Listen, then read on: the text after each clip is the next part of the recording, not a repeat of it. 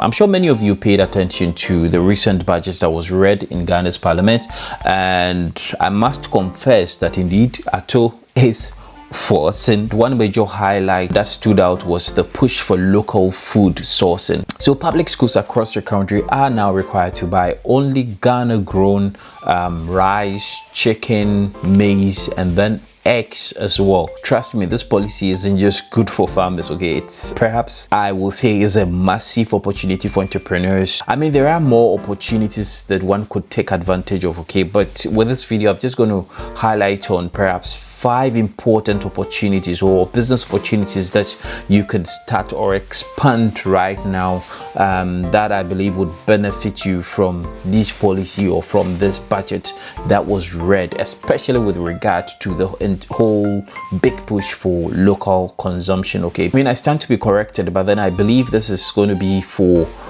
public schools at the moment. I'm not too sure exactly what that will be, but then as far as I know, the opportunity number 1 I believe would be with, you know, the local production for schools. In this case, you don't necessarily need to be a farmer to be able to get into this. Now think about local rice, think about poultry, think about egg production for schools. There are so many public schools across Ghana, and you could simply be that, start up something, a small to medium setup, and then build the right partnerships from sourcing, delivering to NAFCO, the National Food and Buffer Stock.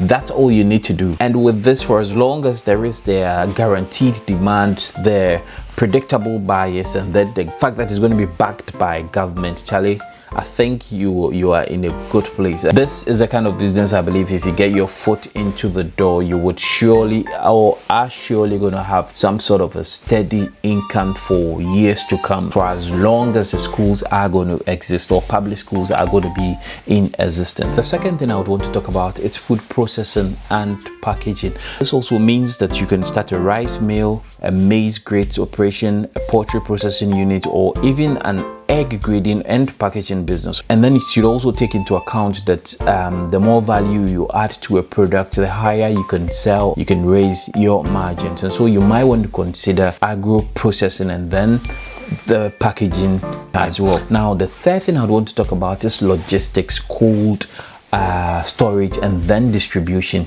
Logistics, cold storage and distribution, it's always been a challenge. Farmers cry, they harvest their products and they don't know where to put them, they don't know where to store them. And so you could decide to get into this space where we obviously know, you know, there's a huge gap within the Ghana's food chain. You can own the food trucks that move food from farms to schools. You can as well build a cold room, cold storage. It could be mobile storage rooms, it could be, you know, permanent, whichever way you choose to go, okay? And then also depending the location and the area with which you are, you can build a cold room for chicken and eggs, and then you can provide last mile delivery.